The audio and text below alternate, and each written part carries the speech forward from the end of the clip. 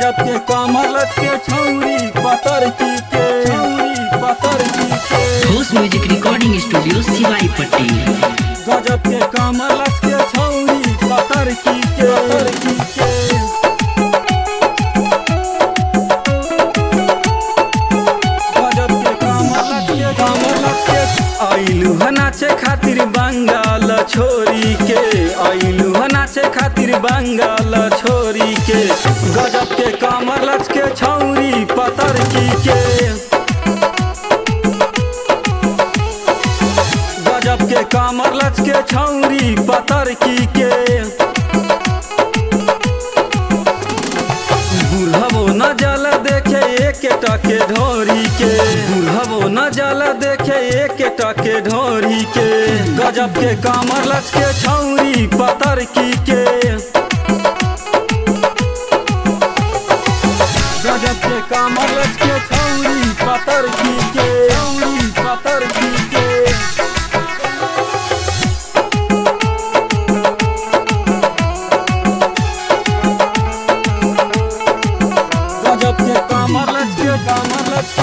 जाति में होला हीरा बवाल गे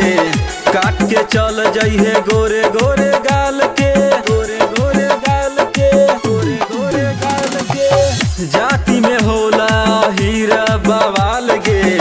काट के चल जइहे गोरे गोरे गाल के गोरे गोरे गाल के गोरे गोरे गाल के नाचली पतर की जब जींस पहिरी के गजब के कमर लचके छौरी पतर की के गजब के कमर लचके छौरी पतर की के गजब के कमर लचके छौरी पतर की के पतर की के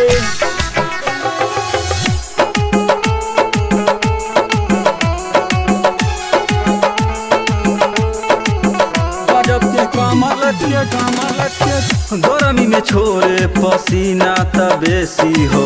लाइद न करने विकास एगो एसी हो गरमी में छोरे पसीना त बेसी हो लाइद न करने विकास एगो एसी हो बुढ़ो नाराज भैले मरलू आँख औरी के गजब के कमर लचके छौरी पतर की के गजब के कमर लचके छौरी पतर की